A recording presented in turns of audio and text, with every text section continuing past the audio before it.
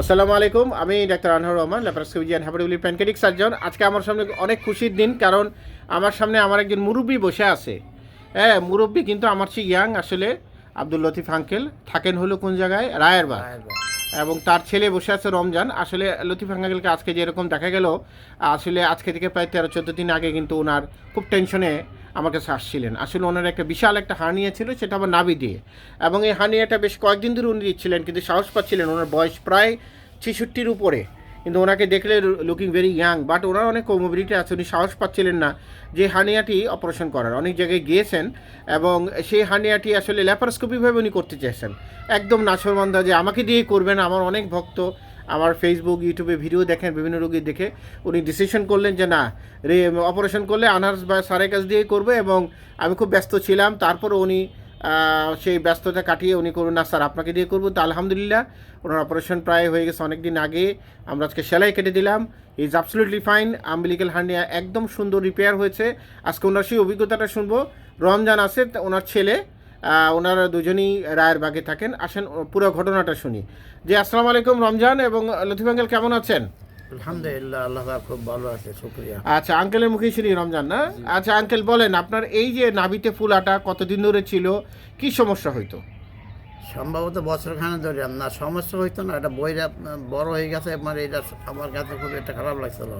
আচ্ছা, একটা রিক্স মনে হয়েছে যে না। আস্তে আস্তে এটা বড় হয়েছে, তাই না? হ্যাঁ। এবং আপনার যে নাভি দিয়ে এত বড় একটা পেটের নাড়িভুড়ি বের হয়ে থাকতো, আপনার লাস্টের দিকে মনে হয় ব্যথা হইতো আপনার, তাই না? না, ব্যথা হয় নাই, ব্যথাটা কোনো অনুভব করি নাই, কিন্তু ওইটা এমনি খেতে গেলে অসুবিধা হইতো?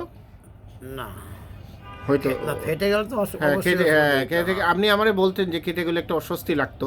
তো যাই হোক, তো অপারেশনটা তো আপনি 1 বছর ধরে এটা প্রবলেম হচ্ছিল, তো আপনি সাহস পাচ্ছিলেন না নাকি? দিয়ে অপারেশন মানে আমি একবার চোখের অপারেশন করাইয়া জি। দেখছি এটা ভালো হয় না, নেত্রনালী।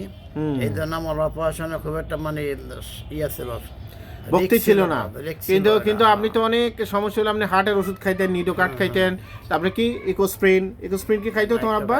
হ্যাঁ, এগুলা খাইতো। তো এগুলোর জন্য অনেক রিস্কি পেশেন্ট ছিলেন। তো আলহামদুলিল্লাহ সাহস দিলাম, আপনি এসে অপারেশন করে ফেললেন। পুরো ঘটনাটা কেমন লাগলো? যে ম্যাজিকের মতো নাকি? জি, আলহামদুলিল্লাহ, আল্লাহ পাক খুব ভালো। আপনি খুব খুশি নাকি? কাটাছাড়া একদম কম, মাত্র কয়েকটা ফুটা দিয়ে আমরা অপারেশন করছি, তাই না? ইনশাআল্লাহ অনেক ভালো, আল্লাহর রহমতে আল্লাহ পাক সুস্থ করছে, এটা শুকরিয়া আদায়। তো আপনার কাছে কি মনে হয় যে হার্নিয়া হইলে কি ভয় পাওয়ার কারণ হচ্ছে যে অপারেশন ল্যাপারোস্কোপি না, সহজ, তাই না? ভয়ের কিন্তু এটা তো অনেক সহজ জিনিস। আচ্ছা, যাক, আপনি এখন যে অপারেশন করছেন, তাই না? আচ্ছা, এটা তো ওই যে ওই রুমে যারা ছিল কেউই তো কইতে পারে না অপারেশন কখন হয়েছে? হ্যাঁ, কেউই বল, সবাই দিকে অপারেশন হয়েছে, অপারেশন হয়ে গেছে। যাক যাক। তো যাই হোক রমজান, তোমার অভিজ্ঞতা বলো, কেমন লাগলো পুরো? তুমি তো অনেক টেনশন করছিলে তোমার আব্বারে নিয়ে, বলো।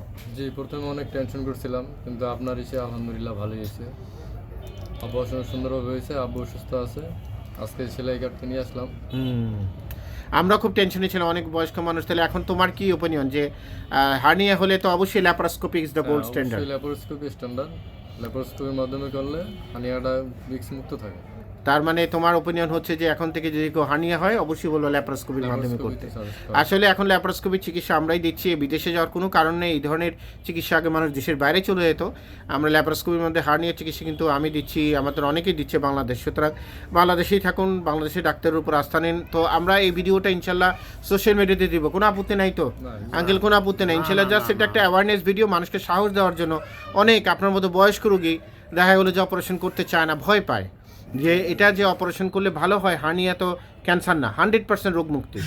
সো সবাই লতিফ আঙ্কেলের জন্য দোয়া রাখবেন, আল্লাহ যেন ওনাকে সুস্থ রাখেন। রমজানের জন্য দোয়া করবেন, আমার জন্য দোয়া করবেন। আসসালামু আলাইকুম।